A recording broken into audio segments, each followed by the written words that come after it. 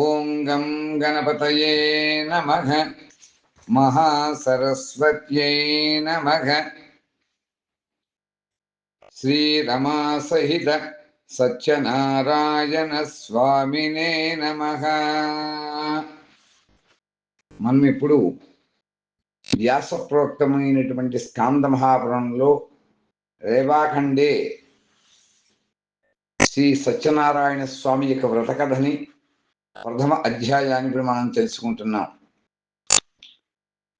ఓం గురు బ్రహ్మ గురు విష్ణు గురుర్దేవో మహేశ్వర గురు సాక్షాత్ పరబ్రహ్మ తస్మై శ్రీ గురవే నమః.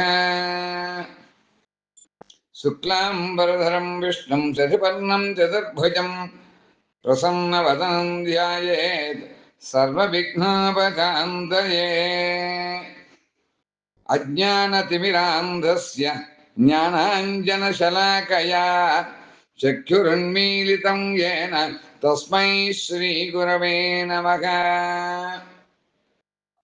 నారాయణం నమస్కృత్య నరం చైవ నరోత్తమం దేవీం సరస్వతీం వ్యాసం తతో జయముదీరయేత్.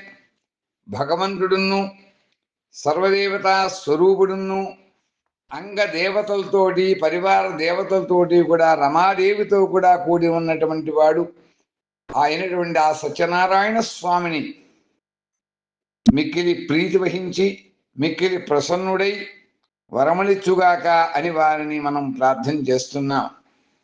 నా ఈ పూజాఫలం పరమాత్మకు అర్పితం అగుగాక. ఇక్కడ పరమేశ్వరుడు అనగా త్రిమూర్తులకు అతీతుడైనటువంటి పరమాత్మ అని భావం.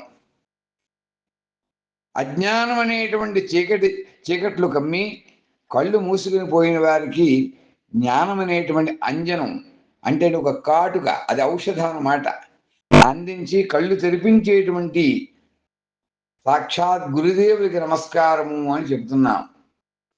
శ్రీమన్నారాయణుణ్ణి ఆయన శిష్యుడు మానవుడు అయినటువంటి నరమహర్షిని సరస్వతీదేవిని వ్యాస భగవానుని స్మరించి నమస్కరించి ఆ తర్వాత మనం ఈ పురాణ గాథని శ్రవణం చేస్తున్నాం, మననం చేస్తున్నాం, భక్తి శ్రద్ధలతో వినడానికి ప్రయత్నం చేస్తున్నాం.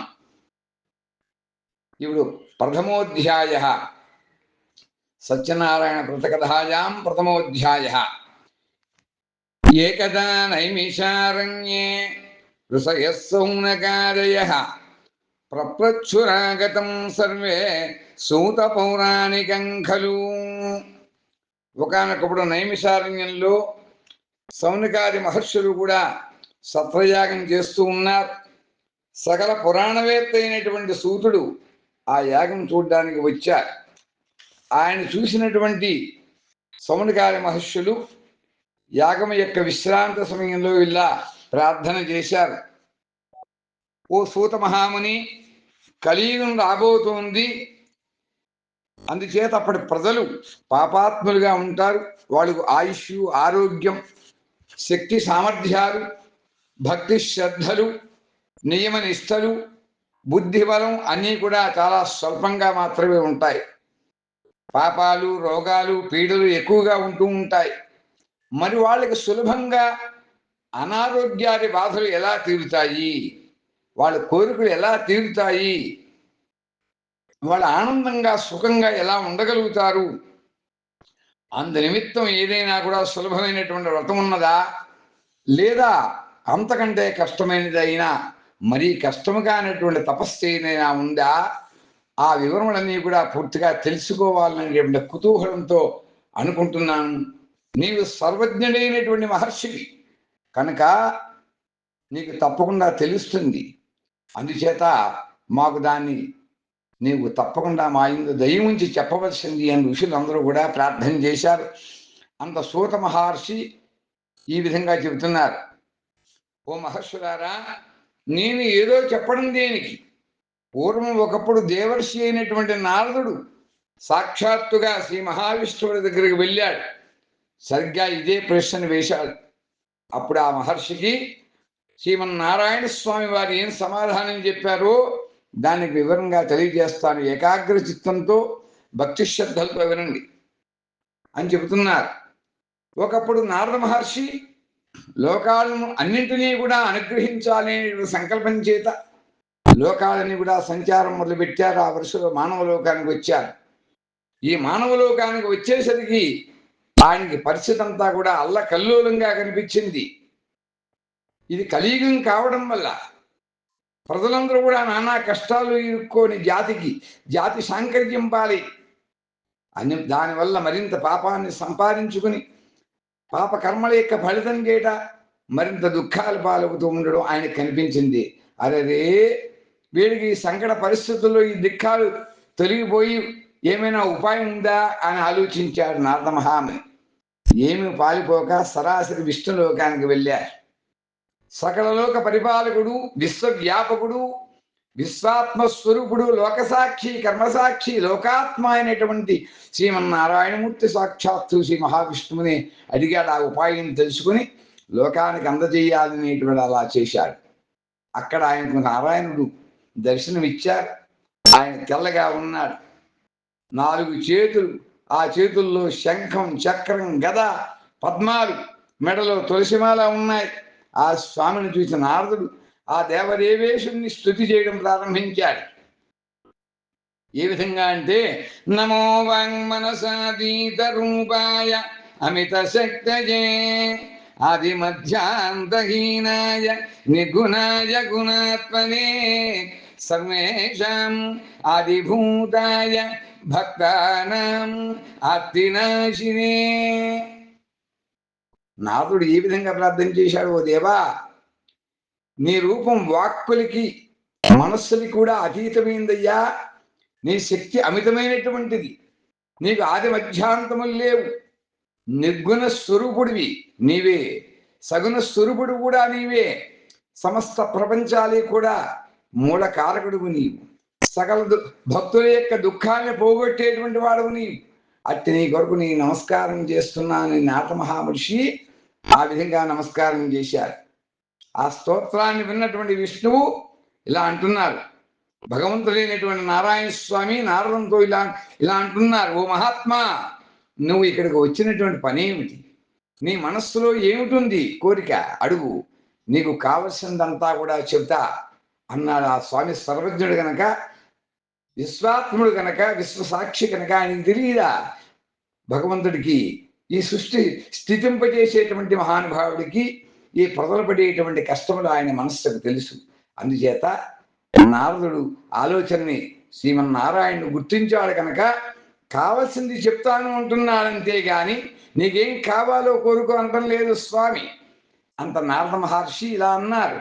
ఓ నాథ, భక్తులందరూ కూడా కర్త భర్త హరీశ్వరాట్ అని అంటుంది నారాయణ స్తోత్రాల్లో. మనందరినీ కూడా భరించేవాడు అని అర్థం. వాడే భగవంతుడు. అందుచేత ఆ భరించేవాడు కనుక మనందరూ కూడా స్వామిని నాథ అని పిలవచ్చు. అందుకనే నారద మహాముని నాథ అని పిలిచారు. ఓ నాథ, మానవ లోకంలో ప్రజలందరూ కూడా నానా రకాల పాపాలు చేసి వర్ణ సంక్రమణ వాలి నానా రకాలకి జన్మలు ఎత్తుతూ అనేకమైనటువంటి కష్టాల్లో మగ్గిపోతున్నారయ్యా. పాపాల్లో ఉడికిపోతున్నారు. వారి దుఃఖాలు నశించేది ఎలా? మా మీద దయ ఉన్నట్లయితే ఏదైనా ఈ కలియుగంలో ఉండేటువంటి మానవులందరికీ కూడా బహు తేలికైనటువంటి ఉపాయం చెప్పవలసింది అని ఈ మానవాళి తరపున నారద మహర్షి శ్రీమన్నారాయణమూర్తిని కోరుకున్నాడు, ప్రార్థన చేశాడు. అందులో భగవంతుడు అతి దయాస్వరూపుడు కనుక స్వామివారు చెప్తున్నారు. ఓ వత్సా, లోకాల మీద ఉండేటువంటి అనుగ్రహంతో మంచి మాటను అడిగావు. నీ మాట విశ్వకళ్యాణప్రదమైనటువంటిది, స్వార్థపూరితమైనటువంటిది కాదు, నిస్వార్థమైనటువంటిది. కాబట్టి నేను చెబుతున్నాను విను. మానవుల కష్టములన్నింటికి కూడా మూల కారణం మోహము, అంటే అజ్ఞానం. ఆ మోహం కనుక పోయినట్లయితే కష్టాలన్నీ పోతాయి. ఏం చేస్తే ఆ మోహం పోతుంది అది చెబుతాను విను. మానవ లోకంలోనే కాదు, స్వర్గలోకంలో కూడా అతి దుర్లభమైనటువంటి వ్రతం ఒకటి ఉన్నది. అది మహాపుణ్యప్రదమైనటువంటిది. అది ఇప్పటి వరకు కూడా ఎవరికి తెలియదు. నీ మీద ఉండేటువంటి వాత్సల్యంతో, ప్రేమతో, నీకు ఉండేటువంటి విశ్వకల్యాణప్రదమైనటువంటి ఆ మానవాళి మీద ఉన్నటువంటి ఆ నిస్వార్థమైనటువంటి ఆలోచన చేత నన్ను అడిగావు గనక దాన్ని ఇప్పుడు నేను నీకు చెబుతున్నాను వివరంగా అన్నారు స్వామి. ఇది శ్రీ సత్యనారాయణ స్వామికి సంబంధించినటువంటి వ్రతం. దీన్ని కల్పోక్త విధాన ప్రకారంగా చక్కగా ఆచరించినట్లయితే వెంటనే మానవులందరూ కూడా ఈ జన్మలోనే సుఖాన్ని, సౌఖ్యాన్ని, ఆయువుని, ఆరోగ్యాన్ని అంతా అనుభవించి చివరిలో మోక్షాన్ని కూడా పొందుతారు. మానవులందరూ కూడా వారి వారి జీవితంలో సుఖాల కోసం, వారింట్లో శుభాలు కలగడం కోసం, కష్టాలు పోగొట్టుకోవడం కోసం, దారిద్ర్యమైనటువంటి బాధలు పోవడం కోసం, కుటుంబ బాధలు, గ్రహ బాధలు, రోగ బాధలు, రుణ బాధలు అన్నింటినీ కూడా పోగొట్టుకొని చివరిని కూడా మోక్షాన్ని పొందుతారు అని స్వామివారు వివరించారు. అంతలా భగవంతుడు చెప్పినటువంటి ఆ మాటలు విన్నటువంటి నారద మహర్షి ఇలా అడిగాడు, ఈ వ్రతానికి ఫలితం ఏమిటి, విధానం ఏమిటి, దీన్ని పూర్వం ఎవరెవరు చేశారు, దీన్ని ఎప్పుడు ఆచరించాలి అన్నీ కూడా వివరంగా చెప్పవలసింది అని చెప్పింది మన నారాయణ స్వామి వారిని నారద మహర్షి ప్రార్థన చేశారు. అప్పుడు ఆ స్వామివారు చెబుతున్నారు, ఓ నారద, ఈ వ్రతాన్ని ఆచరిస్తే శారీరక దుఃఖాలు, మానసిక శోకాలు, ఇతరమైనటువంటి అనేక క్లేశాలు పోతాయి. ధనధాన్య సంపద పెరుగుతుంది, స్త్రీలకు సౌభాగ్యం కలుగుతుంది, నూతన దంపతులకి సంతానం కలుగుతుంది, సౌఖ్యంగా ఉంటారు, అన్ని కార్యాల్లో కూడా విజయత్వం లభిస్తుంది అని చెప్పారు స్వామి. అదే కాకుండా ఈ వ్రతాన్ని ఎప్పుడు ఆచరించాలి అంటే మాఘమాసంలో కానీ, వైశాఖ మాసంలో కానీ, కార్తీక మాసంలో కానీ ఒక మంచి రోజున చేసుకోవాలి. లేదా మన కుటుంబంలో ఏదైనా ఒక లోక వ్యవహారంలో ఏదైనా సంకటం ఏర్పడితే, కష్టం ఏర్పడితే అటువంటి పరిస్థితుల్లో కూడా మన ఈ వ్రతాన్ని ఆచరించుకోవచ్చు. ఆ కష్టం వచ్చినప్పుడు మనం చేసుకున్నట్లయితే, స్వామివారిని ఆరాధన చేసినట్లయితే ఆ బాధలన్నీ కూడా ఎక్కువగా ఉన్నవి కూడా తక్కువగా అయిపోయి మన కోరికలన్నీ కూడా నెరవేర్చి మనం వరం కావాలి అనిపించినప్పుడు కూడా చేసుకోవచ్చు. అవన్నీ కూడా తొలగిపోతాయి అని చెబుతూ, ఓ బ్రహ్మర్షి, సామాన్యంగా ఈ వ్రతాన్ని ప్రతి నెల చేసుకోవచ్చు, కనీసం సంవత్సరానికి ఒక్కసారైనా చేసుకోవాలి. ఆ చేసేటువంటి వాడు తన వైభవానికి అంటే శక్తి కొలిది కూడా తగిన స్థాయిలో చేసుకోవాలి. లోభం పనికిరాదు. మనకు ఉన్నటువంటి స్థితిలో కక్కుర్తి లేకుండా చేసుకోవాలి అని చెప్పి దీని అంతరార్థం. ఈ శ్రీ సత్యనారాయణ వ్రతాన్ని మరి ఏ తిథినాడు చేయాలి అంటే ఏకాదశి రోజున కానీ, పౌర్ణమి రోజున కానీ, సూర్య సంక్రమణం అంటే సూర్య సంక్రాంతులు ఎందు ప్రతి నెలా వచ్చేటువంటి సంక్రాంతి ఎందు కానీ, సూర్యుడు మకర రాశిలో ప్రవేశించినప్పుడు మకర సంక్రమణలో ఉండేటువంటి రోజుల్లో కానీ ఈ వ్రతాన్ని చేసుకోవడం ఉత్తమోత్తమైనటువంటిది అని చెప్పారు స్వామి. సత్యనారాయణ వ్రత స్వామి వారి యొక్క వ్రతాన్ని చేతుకోదలసినటువంటి రోజున మనం తెల్లవారుజామున నిద్ర లేస్తూనే కూడా నియమాన్ని ప్రారంభించాలి. స్వామిని స్మరిస్తూ ఉండాలి నియమం చేత. ఆ తర్వాత మనం నిత్యకృత్యాలు కూడా తీర్చుకొని నిత్య ప్రాతకాల అనుష్ఠానాలను కూడా పూర్తి చేసుకుని, ఆ పూర్తి అయినటువంటి తర్వాత ఈ కింది శ్లోకంతో భగవంతుని స్వామివారిని ప్రార్థన చేయాలి. భగవన్ దేవదేవేశ సత్యనారాయణ వ్రతం తత్ప్రియార్థం కరిష్యామి ప్రసిద్ధ కమలాపతే. ఓ భగవంతుడైనటువంటి దేవదేవేశ్వర, ఓ లక్ష్మీపతి సత్యనారాయణ స్వామి, నీ ప్రీతి కోసం వ్రతం చేయబోతున్నాను, నన్ను అనుగ్రహించి దయచూడవలసింది అని ముందుగా ప్రార్థన చేసుకోవాలి. ఈ విధంగా సంకల్పం చేసుకొని ఆ తర్వాత మధ్యాహ్నకాల అనుష్ఠాన నిత్యకృత్యములు కూడా పూర్తి చేసుకుని సాయంకాలం కూడా మళ్ళీ స్నానములు చేసి రాత్రి ముఖద్వారం ప్రదోష సమయంలో అంటే సాయం సంధ్యా సమయంలో శ్రీ సత్యదేవుని వ్రతాన్ని ప్రారంభించాలి. ముందుగానే మనం ఉండేటువంటి పూజా గదిని అలంకరించుకోవాలి. పరిశుద్ధి కోసం ఆ గదిని ఆవు పేడతో అలుక్కోవాలి. దాని మీద 5 రకమైనటువంటి ధాన్య చూర్ణములతో 5 రంగులైన పంచ పలములతో ముగ్గులు వేసుకోవాలి. పూజాస్థానంలో ఒక పీట మీద అంచు ఉన్నటువంటి గట్టిగా ఉన్నటువంటి కొత్త వస్త్రాన్ని పరచాలి. చిన్న తుండు కానీ లేదా ఒక వస్త్రాన్ని కానీ వేసుకున్నా కూడా పర్వాలేదు, కానీ దానికి మాత్రం అంచులు ఉండాలి. అది గట్టిదై ఉండాలి. దాని మీద బియ్యం పోసుకొని దాని మధ్యలో కలశాన్ని ఉంచాలి. ఈ కలశం వెండిది కానీ, రాగిది కానీ, ఇత్తడిది కానీ, కనీసం ఏమీ లేకపోతే మట్టిది కానీ కావచ్చు. మన శక్తికి మించి కానీ, లోపించి కానీ చేయకూడదు. ఆ కలశం మీద మరో అంచు ఉన్నటువంటి వస్త్రం కూడా ఉండాలి. అందుచేత ఈ విధంగా మనం చేసుకుంటూ ఆ వస్త్రం మీద శ్రీ సత్యనారాయణ స్వామి వారిని యొక్క విగ్రహాన్ని కూడా ఉంచాలి. ఈ విగ్రహాన్ని మనకి శక్తి కొలిది కూడా బంగారంతో కానీ, కుదరకపోతే వెండితో కానీ లేక రాగితో కానీ చేయించుకొని ఒక ప్రతిమని మనం ఉంచుకోవాలి.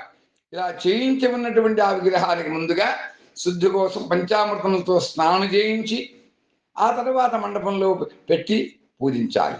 ముందుగా ఈ వ్రతమునకు అంగదేవతలైనటువంటి విఘ్నేశ్వరుడు, లక్ష్మీదేవి, విష్ణువు, మహాదేవుడు, పార్వతి, నవగ్రహాలైనటువంటి సూర్య, చంద్ర, కుజ, బుధ, గురుడు, శుక్రుడు, శనేశ్వరుడు, రాహువు, కేతువు ఇత్యాది నవగ్రహాలని, ఇంద్రాది అష్టదిక్పాలకుల్ని, ఇంద్ర, అగ్ని, యమ, నిరుతి, వరుణ, వాయు, కుబేర, ఈశాన, ఉర్ధ దిగ్భాగే ఆకాశ, అధో దిగ్భాగే పృథివీ అంటే భూమి, దశ దిక్పాలకుల్ని ఈ సత్యనారాయణ స్వామి వారికి పూజకి అంగదేవత కనుక, అవయవ స్వరూపులైనటువంటి దేవతలు కనుక మున్ముందుగా వీరిని భక్తి శ్రద్ధలతో పూజించాలి. వీరందరికంటే కూడా ముందుగా కలశంలో వరుణదేవుణ్ణి విడిగా పూజించాలి. గణేశుడు మొదలైనటువంటి ఐదుగురిని కూడా, అనగా గణేశుడు, లక్ష్మీనారాయణ, శివపార్వతులు ప్రధాన కలశానికి ఉత్తర భాగంలో మనం వారిని న్యాసం చేసి పూజించాలి.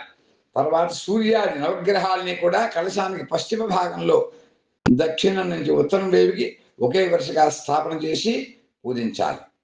తూర్పు మొదలైనటువంటి దిక్కుల్లో ఆయా దిక్కులు యందు దిక్పాలకులను ఆవాహన చేసి స్థాపించి పూజించాలి యథాశక్తిగా. ఆ తర్వాత ఆ భక్తుడు సద్బుద్ధి గలవాడై భక్తి శ్రద్ధలతోటి శ్రీ సత్యనారాయణ స్వామి వారిని ప్రధాన కలశం మీద పూజించి ఉంచాలి. అందుచేత ఈ వ్రతాన్ని 4 వర్ణముల వారు కూడా ఎవరైనా కూడా ఆచరించవచ్చు. స్త్రీలు కూడా ఆచరించవచ్చు, పురుషులు ఆచరించవచ్చు. ఎవరైనా కూడా భక్తి శ్రద్ధలతో మాత్రం కావాలి.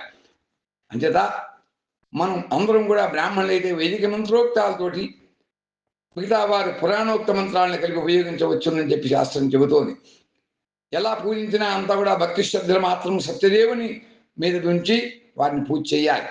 మనిషికి ఏ రోజు కుదిరితే ఆ రోజు భక్తి శ్రద్ధలతో కూడిన వాడి, ధర్మ తత్పరుడై, బ్రాహ్మణులతోడి, బంధువులతోడు కూడా కలిసి శ్రీ రమాశ్రీ సత్యనారాయణ స్వామి వారి పూజను ప్రదోష సమయంలో, అనగా రాత్రి యొక్క ప్రారంభ సమయంలో ఆచరించాలి.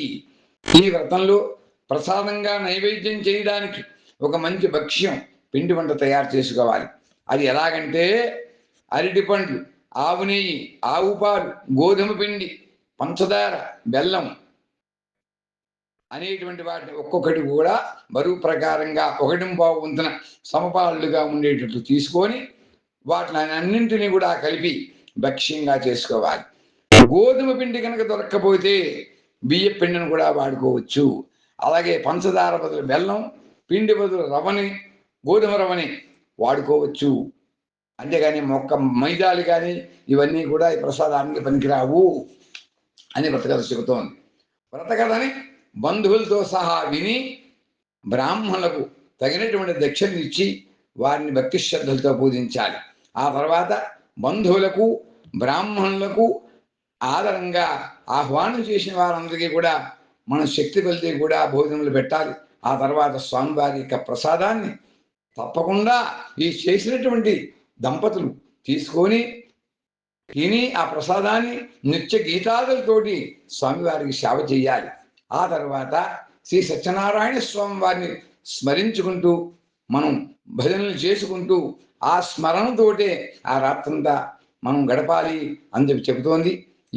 ఈ రకంగా చేసినట్లయితే మానవులకి కోరినటువంటి కోరికలన్నీ కూడా తీరుతాయి. ఇది సత్యం. భూలోకంలో విశేషించి కలియుగంలో ఇదే లఘూపాయం, ఇంతకంటే తేలికమైన ఉపాయం లేదు అని చెబుతూ ఇది శ్రీరేవాఖండే సూత సౌనక సంవాదే శ్రీ రమాసైత సత్యనారాయణ స్వామినః.